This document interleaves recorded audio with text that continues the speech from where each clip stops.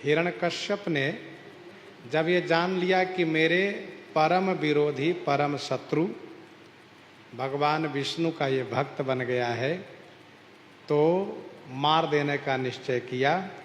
और मार देने का जब निश्चय किया तो अनेक प्रकार से वह मारने का उपाय किया। एक बार तो ऐसा हुआ कि लोहा का खंभा लाल करवा दिया, लाल, और सेवकों को आदेश किया कि इसी से इसको बांध दो प्रहलाद को। तो प्रहलाद जी महाराज ने देखा कि खंभा लाल है और मुझे बांधा जाएगा उसमें।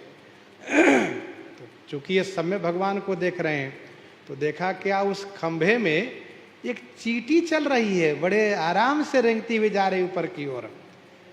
तब श्री प्रहलाद जी को लगा कि अरे मैं झूठे सोच रहा हूं कि लाल खंभा है, ये तो मेरे स्वामी है। और फिर मेरे स्वामी, मेरे प्रभु, मेरे नाथ, ऐसा कहते हुए प्रहलाद जी स्वयं दौड़ करके जाकर उसे लिपट गए। लोगों ने कहा क्या बात है भाई, खंभा लाल नहीं, लाल है क्यों, जला क्यों नहीं रहा है? एकदम से लाल है वो, थोड़ा पानी का छींटा पड़े तो समझ लो पता चल जा रहा है, कोई छू नहीं सकता डर के मारे। लेकिन प्रहलाद जी ठाकुर जी समझ करके उनको लिपटे हुए हैं। हिरण्यकश्यप ने एक बार क्या किया, श्री प्रहलाद जी को अंधेरे कोठली में बंद करा दिया, जहां पर कोई रोशनी ना आ सकती हो, पूरा अंधेरा, और कोई खाना पीना नहीं देगा, उसी में मर जाएगा ये, इसलिए बंद कर दिया हिरण्यकश्यप श्री प्रहलाद जी को। तो श्री प्रहलाद जी बड़े मगन हो गए, अच्छा हुआ अब यहाँ भगवान को स्मरण करूंगा। अब उधर ठाकुर जी को श्री जी ने जब प्रसाद पाने के लिए आग्रह किया तो ठाकुर जी ने एकदम से मना कर दिया और अनमने से दिखाई देने लगे। तो श्री जी ने पूछा, जय जय क्या बात है, आपकी तबीयत ठीक तो है ना? कहा हाँ हाँ मेरी तबीयत ठीक है। तो आप बड़े अनमने से, बड़े दुखी, क्या बात है? कहा मेरा भक्त भोजन नहीं कर रहा, मैं क्यों भोजन करूं, मुझे नहीं पाना है। श्री जी ने कहा अच्छा ऐसी बात है, तो चलिए पहले भक्त को भोजन करावे हम लोग, फिर हम आप पाइएगा, फिर हम पाएंगे। कहा ये ठीक है। फिर युगल सरकार उसी कमरे में प्रकट हो गए, प्रहलाद जी को बढ़िया प्रसाद पवाए, फिर वापस आ गए। तो इस प्रकार से ठाकुर जी की कृपा होती रही, प्रसाद उनको मिलता रहा। और इसके बाद जहर आदि पिलाने की बात तो प्रसिद्ध है ही, सांप से कटवाया, कोई फर्क नहीं पड़ा। मतवाला हाथी को भेजा कुचलने के लिए, तो हाथी ने क्या किया, श्री प्रहलाद जी को उठाकर अपने मस्तक पर रख लिया, बैठा लिया, और अपना सूंड उनको घुमाने लगे, पुचकारने दुलारने लगे। सिंह को छोड़ा गया खाने के लिए। सिंह श्री प्रहलाद जी के सामने बड़े प्रेम से बैठ गया और उनके ऊपर लौटने लगा और अपनी पूंछ हिलाने लगा, जैसे पालतू कुत्ता पूंछ हिलाता हो, वैसे ही सिंह अपनी पूंछ हिलाने लगा। हिरण्यकश्यप दंग रह गया, अरे ये तो बड़ा गजब है, ये बताओ बब्बर शेर है, ये किसी को छोड़ता नहीं है, इसके सामने इसके कुछ नहीं चल रहा है, ये पूंछ हिला रहा धीरे धीरे। तो न हाथी का चला न सिंह का चला। इसकी बहन थी, हिरण्यकश्यप की बहन होलिका, उसने कहा मुझे वरदान है, अग्नि मुझे नहीं जला सकती है, भैया अग्नि की व्यवस्था करो, इसको लेकर मैं अग्नि में बैठ जाऊं। कहा ठीक है। 2-4 कुंटल नहीं, हजारों टन लकड़ी इकट्ठा करवा दिया हिरण्यकश्यप, और होलिका के लिए सारी व्यवस्था करा दिया, और होलिका उससे गोदी में लेकर के बैठ गई। आग लगा दिए गए। अब आग लगा दिए गए तो अग्नि जलने लगी। अब जलने लगी तो हुआ क्या, होलिका जलने लगी। वो बेचारी चिल्लाई और चिल्ला करके जल के भस्म हो गई। और श्री प्रहलाद जी वहीं बैठे हैं पद्मासन लगा करके, और बढ़िया भगवान का नाम संकीर्तन कर रहे हैं। हिरण्यकश्यप ने पूछा, क्यों तुमको अग्नि नहीं जलाती है? तो श्री प्रहलाद जी ने कहा, पिताजी सभी तापों को शमन करने वाली जो औषधि उसको मैं खा लिया हूं, और मैं तो कहता हूं पिताजी उस औषधि का सेवन आप भी कर लेते तो आपको कम से कम जलन नहीं होती। आप हृदय से जलते हो, बहुत परेशान आप रहते हैं, इसलिए उस औषधि को आप भी खा लो ना पिताजी। दूं औषधि? राम नाम जपताम कुतो भयम सर्वताप समनैक भेषजम पश्चात मम गात्र सन्निधौ पावकोपि सलिलायते धुना। ना विश्वास छू के देख लीजिए। मुझे तो लगता है बढ़िया। हाँ, गर्मी के समय वातानुकूलित कमरे में बैठा हूं और उनको प्रहलाद जी एक रोम भी नहीं जला। इस प्रकार से हिरण्यकश्यप ने कोई कसर नहीं रखा। संडामर्क से कहा, हे ब्राह्मण सुनो, जल्दी से इसको जलाओ, कृत्यान्न प्रकट करो। संडामर्क ने कहा, जी महाराज अभी तुरंत प्रकट करता हूं। उसने कृत्यान्न प्रकट किया और परिणाम क्या हुआ? प्रहलाद जी को न जला करके उन्हीं दोनों गुरु जी को मार डाला। अब प्रहलाद जी दयालु हृदय, संत हृदय, तुरंत भगवान से प्रार्थना की, प्रभु मैं सब में आपको देखता हूं, तो मेरी प्रार्थना है हमारे गुरुजी, हमारे गुरुजी स्वस्थ हो जाए, जीवित हो जाए। ठाकुर जी कृपा के दोनों जीवित हो गए। इस प्रकार से उनको जीवित किया। एक बार श्री प्रहलाद जी अपने बाल सखाओं को संबोधित किए और कहा, मित्रों देखो, जीवन के आधी आयु तो सोने में बिता लेते हैं हम लोग, इसके बाद कुछ बाल्य अवस्था में, और कुछ आयु बीत गई बुढ़ापे में, कुछ रोग में, थोड़ी सी आयु बचती है। सुनो, जैसे सब काम बच्चे से करते हैं वैसे भजन भी बाल्य अवस्था से करना चाहिए। मित्रों भजन करो।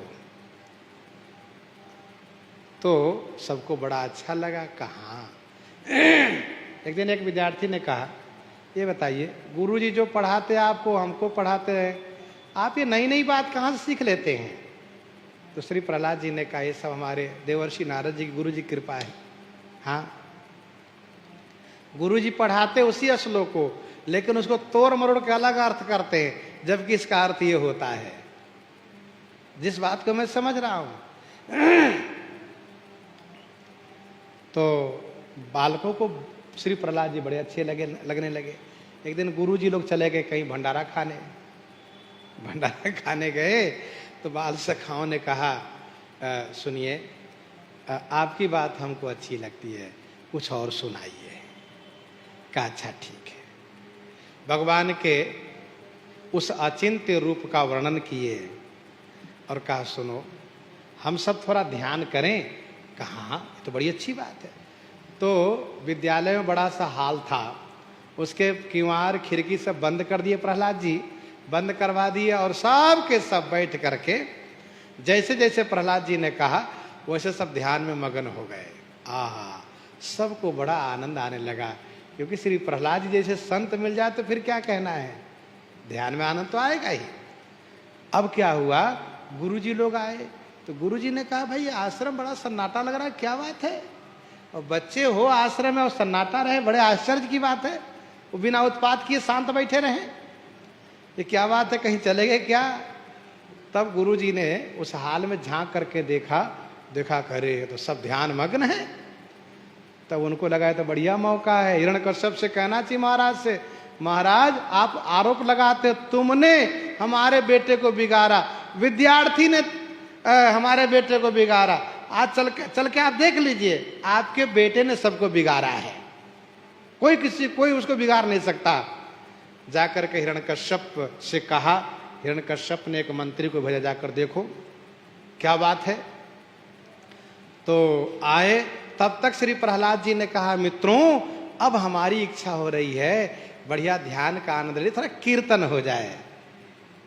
तो कहा बैठ के नहीं, खड़े हो करके, ताली बजा करके, और हाँ कमर लचकाते हुए, बढ़िया पांव थिरकाते हुए, बढ़िया मस्ती में नाचते हुए हम लोग कीर्तन करें, हरे रामा हरे कृष्णा इस प्रकार से कहते हुए रामा रामा हरे हरे। कहे तो बड़ी अच्छी बात। अब उसी कमरे में सब नाचने लगे और बढ़िया ताली बजा रहे हैं और खूब बढ़िया मगन हो गए। अब वो जब मंत्री आए देखने के लिए और ये संडा मर्क इन लोगों ने देखा, इनके मन मचल गए इन सब के। कहा अब हम भी नाचेंगे, हम भी कीर्तन गाएंगे। कहा ये तो बड़ी अच्छी बात हो गई। अब ये भी जो आए थे इनके मंत्री हिरण्यकश्यप के, वो भी दरवाजा के बाहर ही बढ़िया कीर्तन कर रहे हैं, नाच रहे हैं। गुरुजी ने कहा अरे बच्चों विद्यार्थी दरवाजा खोलो, हमको भी नाचने का गाने का मन हो रहा है, हम भी साथ रहेंगे। तो तुरंत प्रहलाद जी की इशारा मिला, किवाड़ खोल दिए गए, सब सम्मिलित हो गए। अब उधर हिरण्यकश्यप एक एक करके भेजना शुरू किया, एक एक करके भेजना शुरू किया। जो आवे सब इसी मगन हो जावे, जो आवे सब इसी मगन हो जावे। तो हिरण्यकश्यप को लगा कि हो क्या गया है, हो जो जाते हैं वहीं रह जाते हैं, क्या बात है, कोई जादू हो गया है क्या। तब तक श्री प्रहलाद जी ने अपने सखाओं से कहा मित्रों अब हमारी इच्छा है कीर्तन नगर भ्रमण पूर्वक हो। हाँ, सखाओं ने कहा फिर क्या बात है। फिर बढ़िया ढोल मजीरा गले में हारमोनियम बांध करके और फिर भजन कीर्तन करते हुए बढ़िया नगर फेरी शुरू हुई। सब मगन है।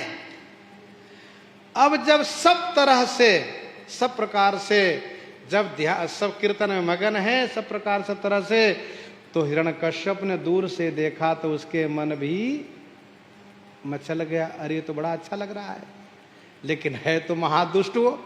भाग करके जाकर के किवाड़ बंद कर लिया। कहा ना मैं वहां नहीं रहूंगा।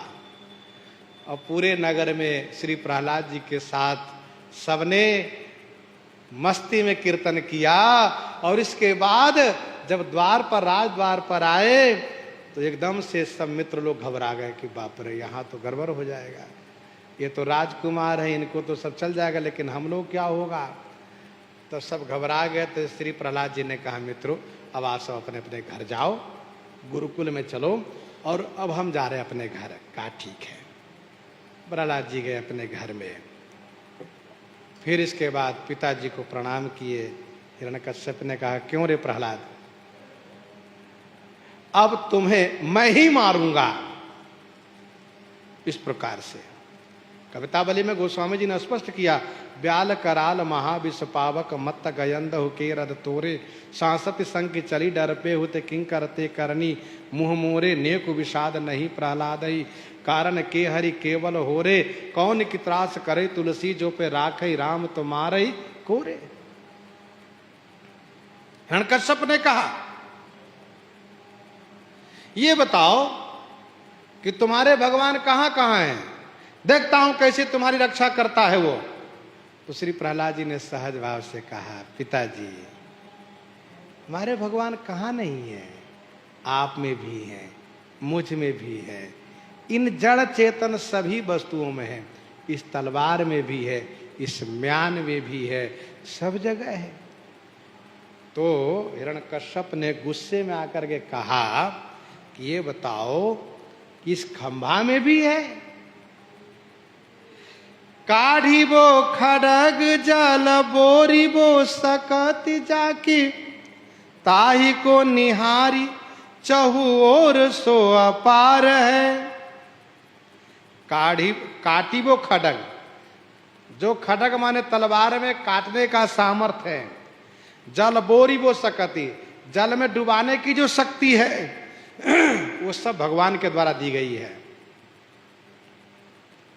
तलवार में काटने की शक्ति, जल में डुबाने की शक्ति सब भगवान से प्राप्त है। ताही को निहारे, उन्हीं ठाकुर जी को सब जगह देखते हैं श्री प्रहलाद जी। चहु और सोया पार है। कश्यप ने कहा क्या इस खंभे में कहा, पूछे ते बतायो खंभ ताहा ही दिखायो रूप। पूछा इस खंभे में है, प्रहलाद जी ने कहा हाँ। जैसे ही हाँ कहा, जैसे ही हाँ कहा, वैसे ही भगवान प्रकट हो गए। अच्छा, प्रहलाद जी कह रहे थे हमारे भगवान तुम में भी है, आप में भी है, इस तलवार में भी है, इस जड़ चेतन सब में, सब जगह अंगुली घुमा रहे थे। तो भगवान सब जगह घूम रहे थे। जैसे ही प्रहलाद कहेगा यहीं मैं वहीं से निकल जाऊंगा, तो हिरण्यकश्यप ने कहा इस खंभे में, तो प्रहलाद जी ने कहा हाँ। काढ़ी कृपान कृपान कहूं पितु काल कराल बिलोकी न भागे, राम कहाँ सब ठाऊं खंभ में हाँ, सुनि हाँक निरके हरि जागे। जैसे हाँ कहा तो ठाकुर जी तो आने को तैयार हो गए खंभे से फाड़ करके, लेकिन तब तक हिरण्यकश्यप बड़े गुस्से में जा करके उस खंभे पर मुष्टिका प्रहार किया।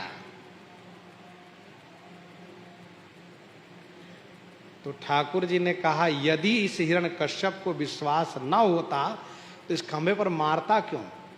चूंकि इसको भी पता है कि ये पत्थर के खंभा है, इसमें मारूंगा तो चोट हमें लगेगी। अरे भाई, दीवार में कोई मारेगा, पत्थर में कोई मारेगा तो चोट तो उसी को लगेगी, दीवार पत्थर क्या लगेगी। लेकिन ठाकुर जी ने देखा कि मेरा भक्त प्रहलाद तो सब जगह मुझे देखता ही है, इसने भी मान लिया है, और मान करके इसने खंभे पर नहीं मारा, इसने मुझे मारा है। यदि ये नहीं मानता तो मारता क्यों? हंस देता, क्या तुम बेवकूफ हो, कहीं पत्थर में भगवान होते, कहीं खंभे में भगवान होते हैं। लेकिन इसने माना इसलिए मुझे मारा, और मुझे मारा तो मुझे तो आना पड़ेगा। पूछे ते बतायो खंभ ताहि दिखायो रूप, प्रगट अनूप भक्त वाणी ही सो प्यार है। ठाकुर जी को तो भक्त वाणी ही सो प्यार है, भक्त वाणी से प्यार था, इसलिए वहीं से प्रकट हो गए। दुष्ट डारियो मारी गहरे आत लई डारी।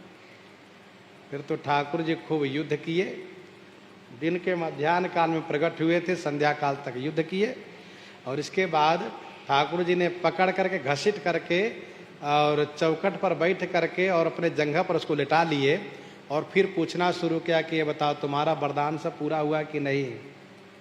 क्या वरदान? तुमने ये कहा था कि हम ना आकाश में मरे न भूमि पर मरे, तो ये बताओ आकाश भूमि में हो? कहा नहीं। जंघे पर लेटा लिया। अरे मेरा पाँव छू जाए भूमि में, बहुत पाँव हिलाया हिरण्यकश्यप, लेकिन भूमि में जा ही नहीं रहा है। ठाकुर जी टांगे है ऊपर ही। फिर इसके बाद प्रभु ने कहा ये बताओ तुम्हारा और कोई वरदान? तो कहा कि मैं 12 महीने से किसी महीने में नहीं मर सकता हूँ। ठाकुर जी ने कहा 13वां महीना पुरुषोत्तम मास ये चल रहा है, जान लो। कहा किसी युग में नहीं मरूंगा। कहा सतयुग त्रेता की संधि है, कोई युग नहीं है।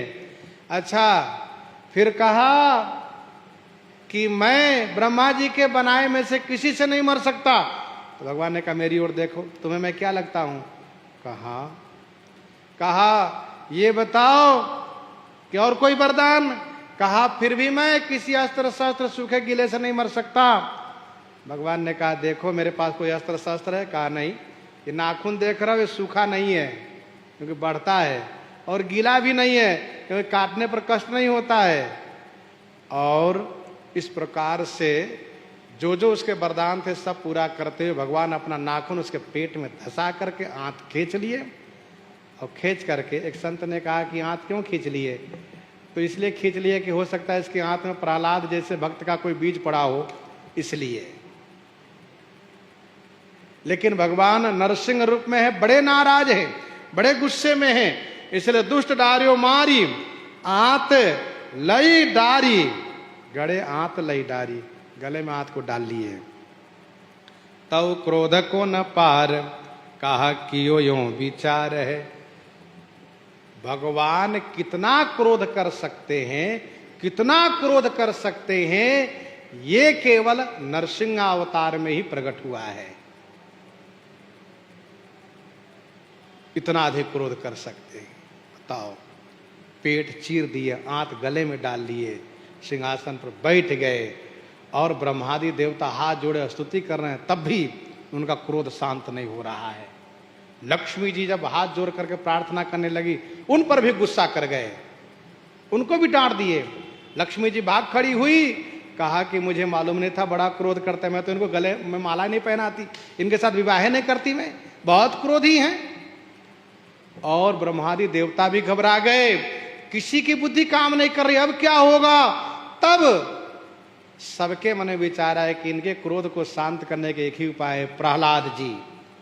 और सबने मिलकर के श्री प्रहलाद जी को जब भेजा है, तो प्रहलाद जी निर्भयता के साथ जाकर के चरणों में लेट गए हैं, और ठाकुर जी उठा करके अपने गोदी में रख लिए, अपनी जिह्वा से उनके शरीर को चाटने लगे। नाम जपत प्रभु किन्ह प्रसादु, भगत शिरोमणि भय प्रहलादु। आगे का जो चरित्र आगे श्रवण करेंगे इन्हीं के साथ। सीताराम सीताराम सीताराम सीताराम।